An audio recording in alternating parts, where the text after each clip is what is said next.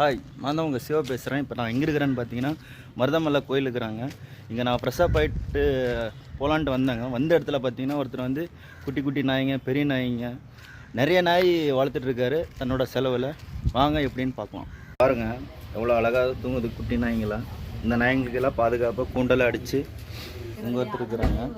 அப்புறம் இங்கே ஒரு நாய், கீழே ஒருத்தர் இருக்கிறாங்க குட்டீஸ். அதுக்கப்புறம் இதுக்குன்னு தனியாக ஒரு ரூம் ஒதுக்கி இங்கே ஒரு குட்டி பாப்பா ஒன்று இருக்குது பாருங்கள், எவ்வளோ க்யூட்டாக இருக்குது பாருங்கள்.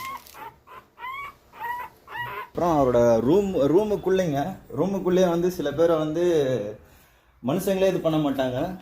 இங்கே பாருங்கள், எப்போவுமே இன்னொரு நாய்க்குட்டி வந்து இந்த கட்டில் மேலே தூங்குமா, அந்தளவுக்கு ஒரு நாய் மேலே ஒரு பாசமாக வளர்த்துட்டு இருக்காங்க. சார் வணக்கம் சார். வணக்கம் சார். இப்போ நான் உங்கள் இடத்துல வந்து நிறைய நாய்க்குட்டிங்களாம் நான் பார்த்தேன், சின்ன சின்ன குட்டிங்க. அதை பாதுகாப்பாக பால் ஊற்றி தயிர் அப்படிலாம் வந்து நல்லா மனுஷனுக்கு என்ன மரியாதை கொடுக்கணுமோ அதே மரியாதையோட வச்சிருக்கிறீங்க.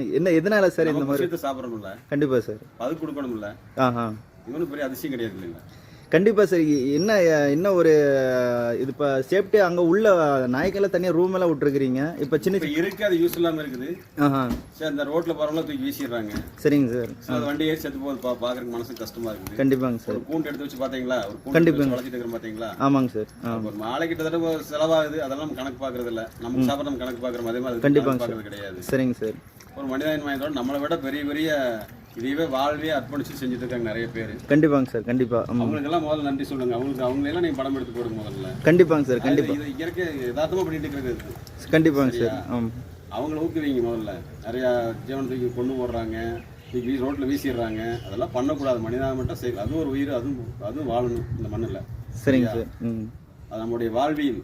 கண்டிப்பாக எப்படி ஒரு வாழ்வா நம்மளோட அதுவும் ஒரு வாழ்வியல் நம்மளோட இருக்கிறது. அது நாட்டு நாய் நம்மளோடய வாழ்ந்துட்டு இருக்கிறது. சரிங்க சார். அதெல்லாம் நல்லா பராமரிங்க, அடிக்காதீங்க, துன்புறுத்தாதீங்க. இதெல்லாம் நல்லபடியாக மனிதநாயகத்தோட பார்த்துக்குங்க.